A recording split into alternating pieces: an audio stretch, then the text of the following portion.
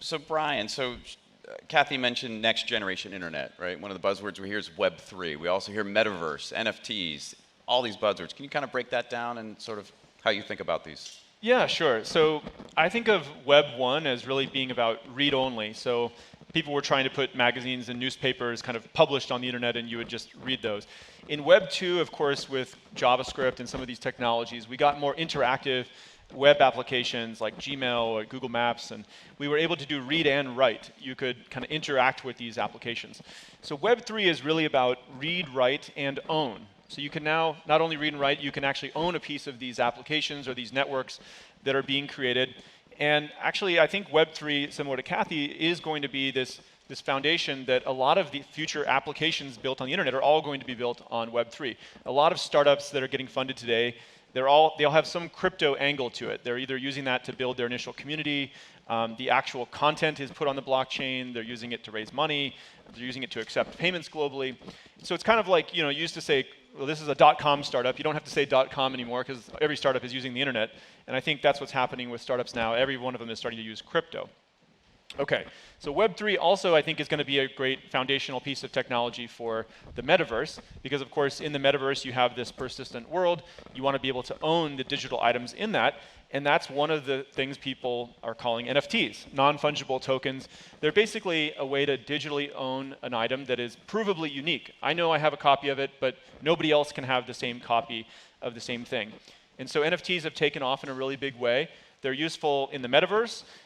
They're also useful for artwork, but they're useful for a lot more than that. You can think of many use cases for someone having a provably unique digital item. It could be the event passes to enter an event like the one that we came to today. You could think of musicians publishing their music in this digital way. You could think of identity and login and domain names and gaming. There's so many different items there. So I do think NFTs are going to be one of these other big foundational technologies, and it's pretty exciting to see so many different things coming out of one area called crypto. I think one of the common misconceptions I see is people, when I talk to them about crypto, they sometimes think, well, that's like Bitcoin, it's sort of an asset class. Well, yes, that's true, but there's not just going to be commodities like Bitcoin and Ethereum. There's going to be securities in crypto. There's going to be currencies like stable coins. There's going to be artwork and things that are not even financial services regulated at all, decentralized identity and new forms of governance.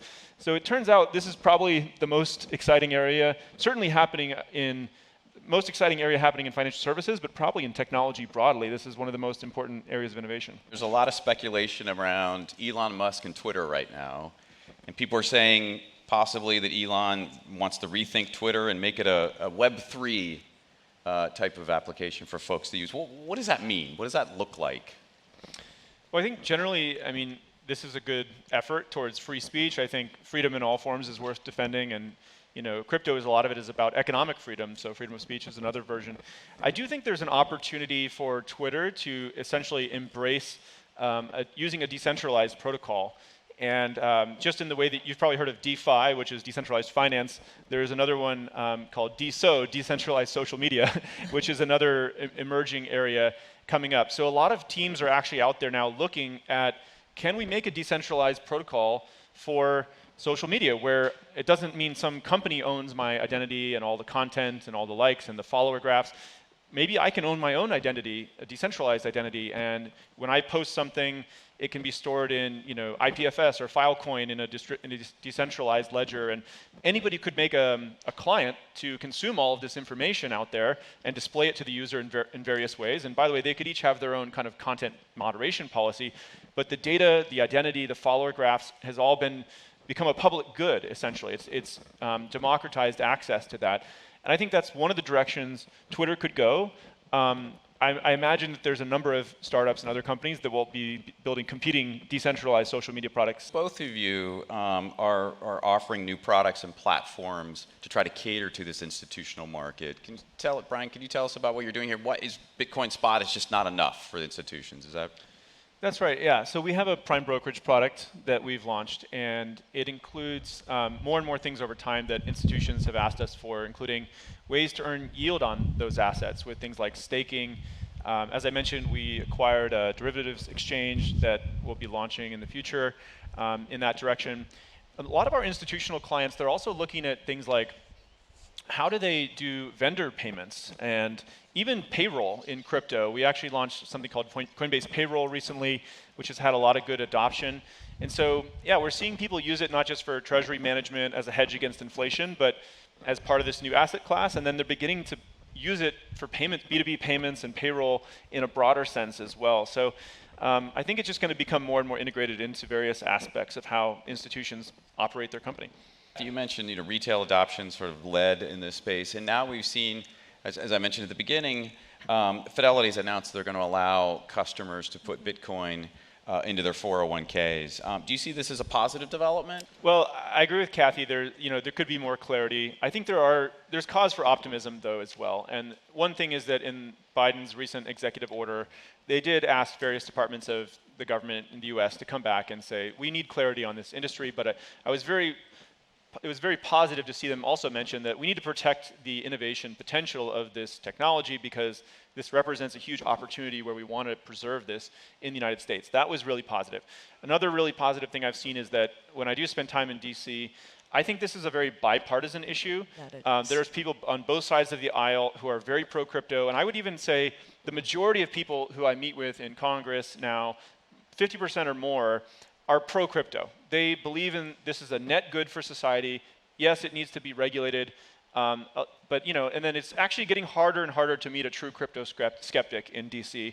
I think we still get sometimes the questions about, well, isn't this just used for illicit purposes? Well, no, it turns out that's a tiny fraction of what happens in crypto, and it's actually much more traceable than something like cash.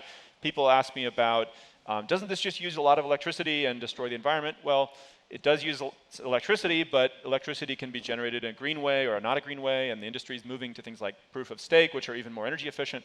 So there's a lot of education to do, but think about this stat for a minute. About 1 in 5 Americans have now used crypto or tried it in some way, and that number is growing very quickly. That's a massive constituent. It's a massive voting group, right? There's much smaller constituencies in the United States who have changed elections than 20%, and that number will probably be 40%, right, in a few years. And so it's quickly becoming politically very unpopular to be anti-crypto. Everybody who I talk to basically agrees now that this industry is here to stay. The question is, can we regulate it in a thoughtful way that actually preserves the innovation? We want to have sandbox environments, de minimis thresholds for startups to get off the ground without having to pay $10 million in legal fees. And then as they get bigger, let's come up with a reasonable test. Is it a commodity like Bitcoin or Ethereum? Well, that can be regulated by the CFTC. Is it a security where someone's raising money for their company? Well, then it can be regulated by the SEC. Is it a currency like a stable coin or something? That can be regulated by the Treasury or someone like that. Or is it something totally different we haven't thought of, artwork and metaverse and gaming and NFTs and decentralized identity? Let's probably not regulate those as financial services. That should be something else. And so it kind of reminds me of the early days of the internet. In 1996, they had the Telecommunications Act. And President Clinton signed that into office. And was it perfect? No, but it did preserve the innovation potential of the internet. That's what we need to do with this industry. It's following a growth curve, much like the early days of the internet in the late 90s. Crypto is a force for good, right? So there's some estimates that $200 million in donations have been sent to the people of Ukraine to help preserve democracy there. How do you see crypto helping people in the future? Yeah, so that was a really exciting moment to see Ukraine reach out to the world for donations and receive that $200 million. I think a lot of the donations were tiny amounts, $100. And I think that was the first time we've seen a government somewhere in the world actually ask for money in cryptocurrency. We've also seen, by the way, some smaller countries adopt crypto as a legal tender. One of them was El Salvador, and I think the African Central Republic. Central African Republic. Yeah, it was another one recently. So we're now starting to see some smaller countries adopt it as legal tender. But what does this mean for the world? What can crypto do if we just zoom out for a minute? I mean, I think, to me, I would sum it up as it's going to create more economic freedom in the world. And economic freedom means good property rights. It means stable currency. It means free trade, the ability to have stable financial infrastructure for anybody in the world if they just have a smartphone and an internet connection, which increasingly even the poorest people in the world have. And economic freedom is a really important thing. It tends to positively correlate with all kinds of things we want in society. not just higher GDP growth, but even higher self-reported happiness and better income for the bottom 10%, better treatment of the environment. And so it's a pretty incredible idea to imagine that this technology got invented with the Bitcoin white paper back in 2008, and suddenly we're creating a new global financial system that has good financial infrastructure and sound money for everybody in the entire world. It's inclusive, it's democratized, it's global, and I just think that's going to be such a net good for the world, and it's growing kind of like what it looked like in the early days of the internet. So my guess is that in 10, 20 years we'll see a substantial portion of global GDP is actually happening in the crypto economy. And just like a substantial portion of GDP is now happening in e-commerce. It's kind of another levered bet on this globalization and internet penetration of more and more of the economy is going to move into this new crypto economy.